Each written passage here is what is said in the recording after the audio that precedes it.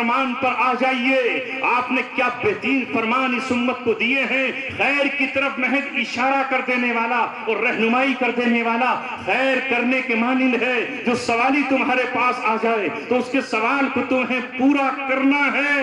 اے مسلمانوں، کیا آج ہمارا یہ حال ہے؟ ہمارا یہ حال نہیں ہے۔ ہم محمد رسول اللہ سے محبت کا دعویٰ تو کرتے ہیں، محبت کی انگیٹھی تو ہے، مگر سرد ہو چکی ہے۔ ان کے فرمان کو ہم نے اپنے پسی پشت ڈال دیا ہے۔ آپ آئے تھے اس لیے تاکہ ساری دنیا کو آپ تقسیم کریں، علم تقسیم کریں، روحانیت تقسیم کریں، ایمان تقسیم کریں، امن تقسیم کریں، سکون تقسیم کریں۔ لیکن آج پوری دنیا بدامنی سے بھری ہوئی ہے، فتنے اور فساد سے بھری ہوئی ہے، ظلم و طغیان سے بھری ہوئی ہے، معصوموں کے قتل اور خون کی ندیوں سے بھری ہوئی ہے۔ بیوائیں تڑپ رہی ہیں، کوئی ان کی پکار سننے والا نہیں ہے۔ یتیم بلک رہے ہیں مگر کوئی انہیں پانی کے چند گھونٹ پلا دینے والا نہیں ہے۔ زخم ہے مگر زخموں پر مرہم رکھنے والا کوئی نظر نہیں آتا۔ اے امت مسلمہ، تو پوری دنیا میں 125 کروڑ کی تعداد سے زیادہ میں رہتی ہے، مگر آج تیرا حال یہ ہے کہ سوالی تیرے دروازوں سے محروم جاتے ہیں، زخمی تیرے مرہم کو توڑتے ہیں مگر تیرے پاس مرہم نہیں ہے۔ کٹی ہوئی ٹانگوں والے تجھ سے مصنوعی ٹانگیں مانگتے ہیں مگر تو دینے کے لیے تیار نہیں ہے۔ اتری ہوئی چادریں سروں سے تم سے بھیک مانگتی ہیں کہ ہمارے سروں پر چادریں ڈال دو، لیکن تم چادریں ڈالنے کے لیے تیار نہیں ہو۔ کتنی مائیں ہیں، کتنی بہنیں ہیں، کتنی بیٹیاں ہیں جن کو ادھر سے ادھر محروم کر دیا گیا ہے۔ کوئی پناہ مانگتا ہے، ہمیں پناہ دے دو، مگر تم اپنے گھروں میں، اپنے ملکوں میں ان کو پناہ دینے والے بھی۔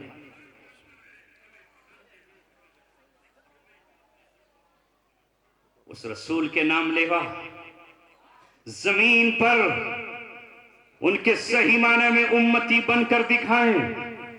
وہ جب بانٹنے پر آئے تو ایک نظام بنایا جس کا نام ہے نظام زکوٰۃ۔ جس طرح نظام صلاۃ ہے، نماز کا نظام، اس کے لیے مسجد ہو اور مسجد میں آپ کو نماز ادا کرنی ہے۔ مدینے میں آنے سے فوراً بعد آپ نے مسجد قباء تعمیر فرمائی، مسجد نبوی تعمیر فرمائی۔ ابراہیم علیہ السلام اور حضرت آدم نے خانہ کعبہ میں، مکہ مکرمہ میں مسجد حرام تعمیر فرمائی۔ حضرت یعقوب نے مسجد اقصی تعمیر فرمائی۔ اللہ تبارک و تعالی نے عبادت کے لیے مسجدیں تعمیر کرائیں، اور ساتھ ہی ساتھ پچھلی امتوں کو بھی اور ہم کو بھی حکم دیا کہ جب تمہارے پاس مال آ جائے تو اس مال کو سانپ کی طرح اس پر بیٹھ نہیں جانا ہے جیسے سانپ خزانے پر بیٹھ جاتا ہے۔ یہ مال اللہ تبارک و تعالیٰ کی عطا ہے، یہ اس کا فضل ہے، یہ اس کی طرف سے تم پر عنایت ہے۔ یہ 100% تمہارا نہیں ہے۔ وفی اموالہم حق معلوم للسائل والمحروم، مالداروں کے مال میں اللہ تبارک و تعالیٰ نے حق رکھا ہے، مانگنے والوں کا بھی اور ان کا بھی جو خودداری سے مانگتے تو نہیں ہے مگر ضرورت مند ہے۔ دنیا کی دوسری قوموں کی طرح تم نہیں ہو۔ تمہارے مال میں اگر تم صاحب نصاب ہو، 2.5% اس میں سے زکوٰۃ تمہیں نکالنا ہے۔ اقیموا الصلاۃ وآتوا الزکاۃ، یہ زکوٰۃ ان تک پہنچانی ہے جو اس کے مستحق ہیں۔ سورہ توبہ میں ان کے 8 مصرف بیان فرمائے ہیں۔ تم امت کی فلاح و بہبود کے لیے بھیجے گئے ہو۔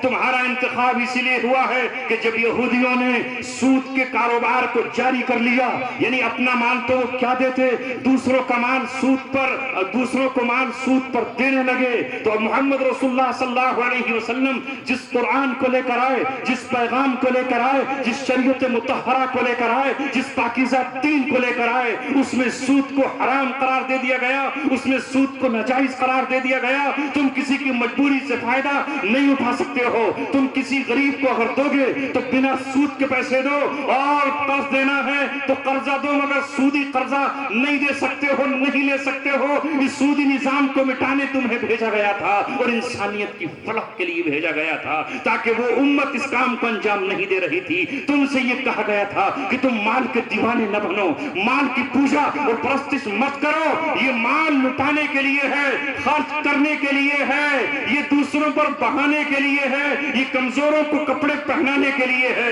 یتیموں کو سہارا دینے کے لیے ہے, اور کسی غریب کا مال کھانا گویا انگارے اپنے پیٹ میں بھرنا.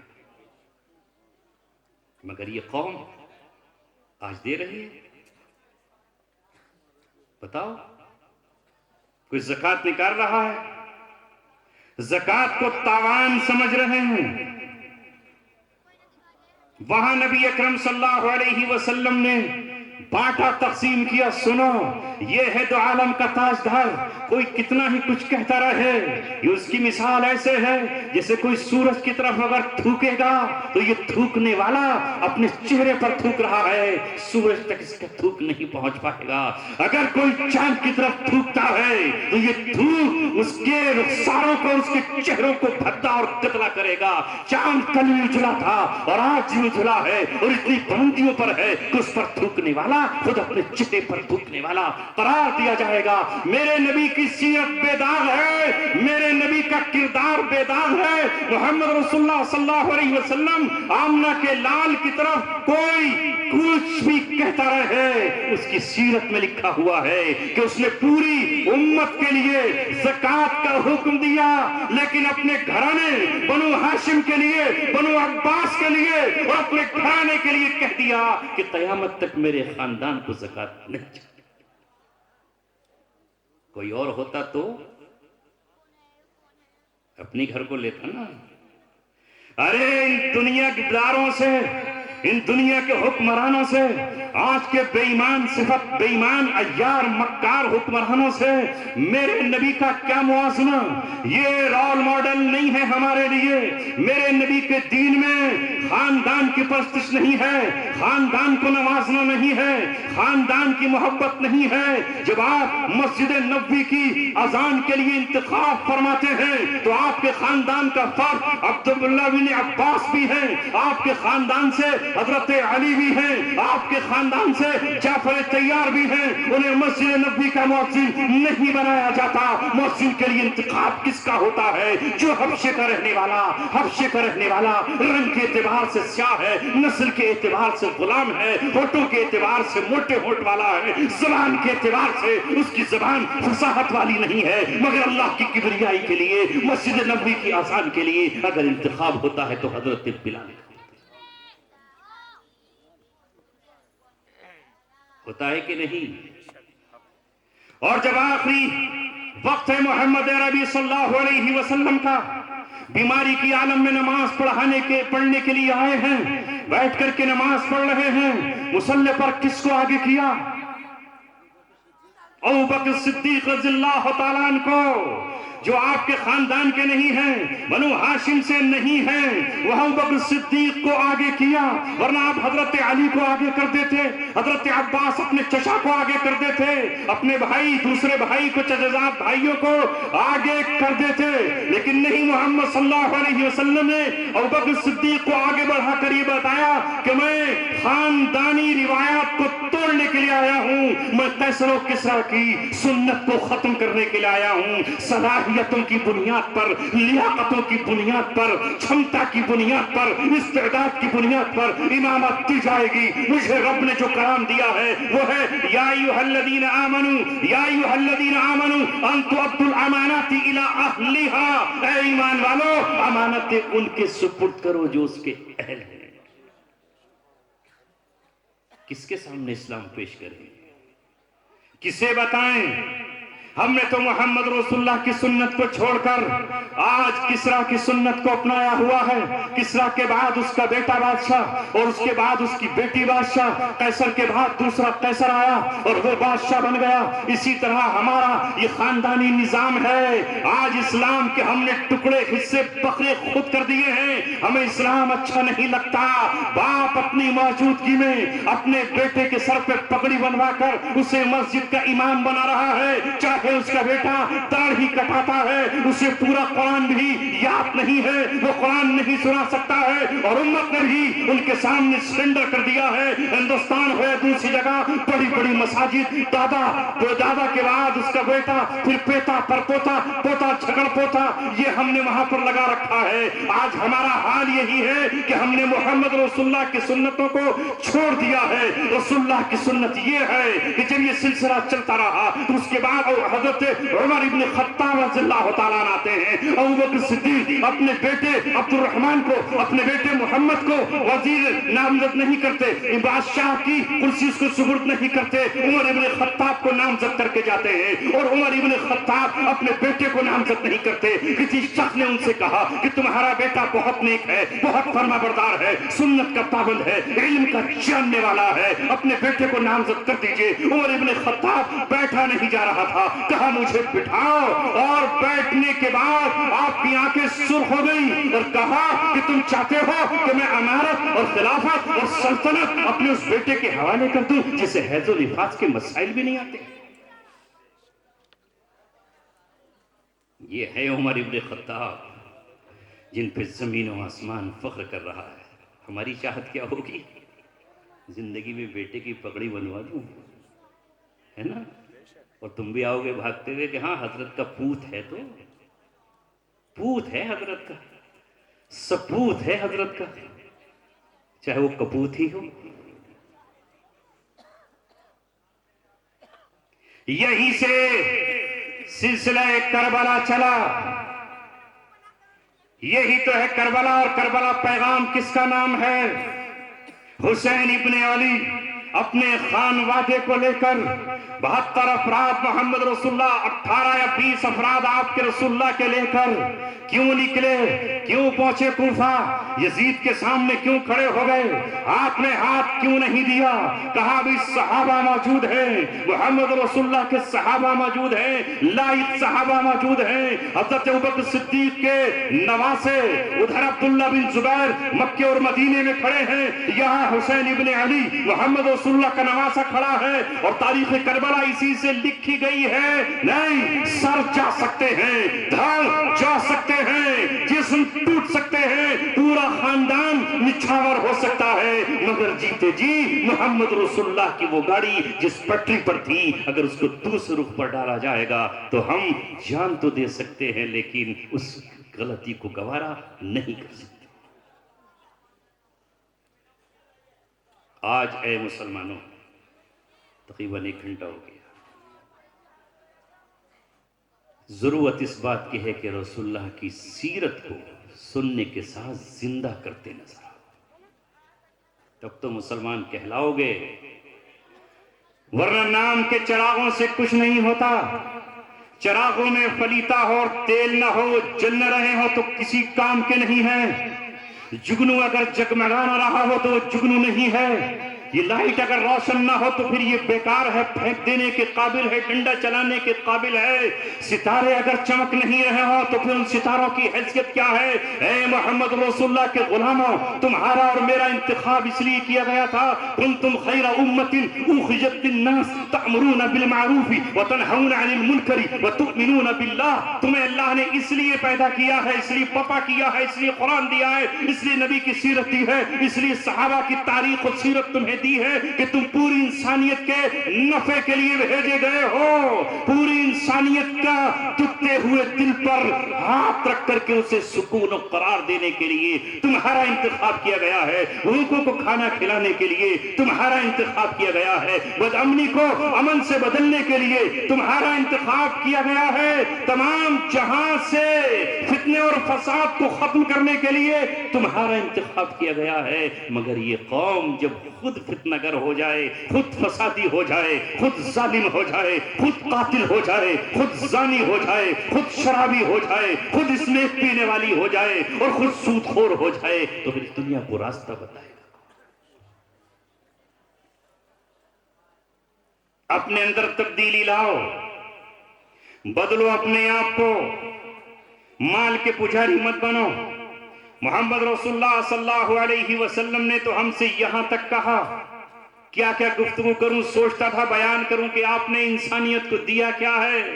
آپ نے بیواؤں کو یہ دیا کہ روئے زمین پر سب سے پہلا نکاح محمد صلی اللہ علیہ وسلم نے اگر کیا تو اس عورت سے جس کے 2 شوہر اسے زندگی کا جدائی کا غم دے گئے تھے وہ حضرت خدیجہ ہیں۔ اس زمانے میں بیواؤں کو بدتر سمجھا جاتا تھا، کوئی ان سے نکاح نہیں کرتا تھا، اور بعض جگہوں پر تو بیواؤں کو، ودواؤں کو جلا دیا جاتا تھا، قتل کر دیا جاتا تھا۔ محمد رسول اللہ نے ایک ایسی عورت کو سینے سے لگا کر صبح قیامت تک یہ پیغام دیا کہ بیواؤں سے جو نکاح کرے گا وہ اپنے نبی کی سنت کا زندہ کرے گا۔ پیغام دیا کہ بیوہ ناگن نہیں ہے، ابھاگن نہیں ہے، بدبودار نہیں ہے، یہ ناگن نہیں ہے، یہ ڈسنے والی نہیں ہے، اس کے سر پہ تمہیں دوپٹہ رکھنا ہے۔ ہمارے علماء بار بار بیان کرتے ہیں، اور بیان کرتے کرتے میدان جنگ میں پہنچ جاتے ہیں، اور پھر یہ کہتے ہیں کہ میدان جنگ میں حاتم طائی کی بیٹی اپنے بھائی عدی کے ساتھ لڑنے کے لیے آئی، اس کی مدد کے لیے آئی کہ دوران جنگ تلواروں کی جھنکار میں اس کے سر سے دوپٹہ اتر کے باہر گیا۔ وہ ننگے سر قیدی جب بنی محمد صلی اللہ علیہ وسلم کے سامنے جب پیش کیا گیا تو دو عالم کے تاجدار نے اپنے کاندھے پر پڑی ہوئی کملی جسے چومنے کے لیے جبرائیل ہزاروں بار آسمان سے زمین پر اترا کرتا تھا، اس کملی کو اس عورت کے، اس لڑکی کے، اس بیٹی کے سر پر ڈال کر آپ نے قیامت تک یہ پیغام دیا کہ محمد کے دیوانوں، اگر تمہارے سامنے کوئی بے پردہ، بے دوپٹے کے کسی کی بھی بیٹی آ جائے، کسی حال میں ہو، تو تم قیمتی سے قیمتی چادر اس کے سر پہ ڈال کر اپنے نبی کے اسوہ کو اور طریقے کو زندہ کر دو۔ لیکن ہم کر رہے ہیں ایسا؟ نہیں، ہمارا حال بہت برا ہے۔ ہمارا حال تو یہ ہے کہ اسلام جہاں سے چلا، جہاں قرآن اترا، جہاں مرکز وحی ہے، جو محبت وحی ہے، جہاں انبیاء آرام فرما رہے ہیں، ہمارا ایمان اور ہمارا عقیدہ ہے کہ نبی اپنی قبروں میں زندہ ہیں۔ ہمارا ایمان اور ہمارا عقیدہ ہے کہ شہید اور شہداء اپنی قبروں میں زندہ ہیں۔ مجھے بتا جزیرۃ العرب میں کتنے صحابہ ہیں اور کتنی صحابیات ہیں، وہاں نبی کی بیٹیاں ہیں، نبی کی مائیں ہیں، نبی کے نواسے ہیں، نبی کی نواسیاں ہیں، صحابہ کے اولادیں ہیں، جہاں تو رسولوں کا پورا ایک گروہ کا گروہ ہے، تورات وہاں اترتی ہے، انجیل وہاں اترتی ہے، نور پہلے خانہ کعبہ پہ اترتا ہے، پھر پوری دنیا کو بانٹا جاتا ہے، رحمت رسول کی چوکھٹ پر پہلے سلامی دیتی ہے اور پھر جا کر کے وہاں سے اجازت لے کر پوری دنیا میں بکھر جاتی ہے۔ آج اس سرزمین پر اسلام کا مذاق اڑایا جا رہا ہے، اسلام کو رسوا کیا جا رہا ہے۔ میرے نبی جو قبر میں آرام فرما ہے، آج ان کی نظروں کے سامنے صحابہ کے سینوں پر، نبیوں کے سینوں پر اور صحابہ کرام کے وجود پر وہاں مغرب کی، ویسٹ کی ننگی ناچنے والی عورتوں کو نچایا جا رہا ہے۔ آپ نے دیکھا نہیں ابھی جینیفر لوپیز، اس نے ریاض میں جو رقص کیا ہے، جو ڈانس کیا ہے، جو شراب کے جام چلے ہیں، کوئی اور نہیں، ہماری ناک کٹ گئی ہے، ہمارا سر شرم سے جھکا ہوا ہے، پوری دنیا میں طوفان پڑتا ہے، اور آج ابلیس ننگا ہو کر کے ویسے ہی ناچ رہا ہے جیسے زمانے جاہلیت میں میرے نبی کے بعثت کے وقت ناچا تھا، میرے نبی نے اعلان کیا تھا۔ آج کے بعد 9 ہجری میں اعلان ہو گیا تھا، آج کے بعد کوئی ننگا ہو کر خانہ کعبہ کا طواف نہیں کرے گا، مگر 4 دن پہلے جینیفر لوپیز نے ننگے ہو کر خانہ کعبہ کی تصویر بنائی گئی، اور خانہ کعبہ کی تصویر کے سامنے پھر یہ ننگی عورتیں وہاں پر ناچی ہیں، اور اس کے بعد جو ناچ ہوا ہے الامام والحفیظ۔ کیا ہم ہیں سر اور منہ دکھانے کے قابل ہیں؟ یہ حال ہے ہمارا۔ جہاں سے اسلام چلا وہیں یتیم کر دیا گیا، ایسے حکمران بدبخت وہاں بیٹھ گئے جو اگر کوئی ایک لفظ بولے اٹھا کر جیل میں اور قید میں ڈال دیا جائے، اس سے 1000 گنا زیادہ تو ہم اپنے اس ملک میں آزاد ہیں۔ جہاں چاہتے ہیں مجمع لگا لیتے ہیں، جب چاہتے ہیں اپنے نبی کا فرمان سنا دیتے ہیں۔ اے میرے عزیزو، یہ حال ہے اس وقت، اور اللہ تبارک و تعالیٰ کی طرف سے ڈھیل دی جاتی ہے، پھر پکڑ آتی ہے۔ اللہ رب العزت معزول بھی کرتا ہے اور انتخاب بھی کرتا ہے، تخت پر بٹھاتا بھی ہے اور تخت چھین بھی لیتا ہے۔ اللہ کیسا غیرت مند ہے اور ساتھ ساتھ کتنا حلیم بھی ہے۔ تمہارے سامنے تمہاری مسجد میں کوئی ڈانسر آ جائے، برداشت کر لو گے؟ نہیں کر پاؤ گے۔ لیکن اللہ تبارک و تعالیٰ کا اب حرم، اللہ تبارک و تعالیٰ کا وہ جزیرۃ العرب، ایسے ناچنے گانے والیوں کے اللہ مناظر دیکھ رہا ہے اور نوٹ کیا جا رہا ہے۔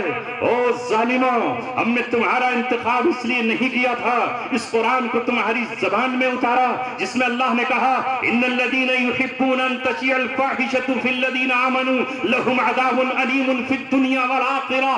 جو لوگ اہل ایمان میں بے حیائی پھیلانے کا کام کریں گے ان کے لیے دنیا میں بھی دردناک عذاب ہے اور آخرت میں بھی ان کے لیے عذاب ہے۔ اے مولا، تیرا عذاب سچا ہے، حق ہے، آخرت میں تو ان کو عذاب دے گا ہی، مگر ہم جھولی پھیلا کر، دامن پھیلا کر تجھ سے کہتے ہیں، اس مجمع کا واسطہ دے کر تجھ سے کہتے ہیں، ان ظالموں کو اس دنیا میں ہی تم عذاب کے مزے چکھا اور ہماری ان گناہگار آنکھوں سے دکھا۔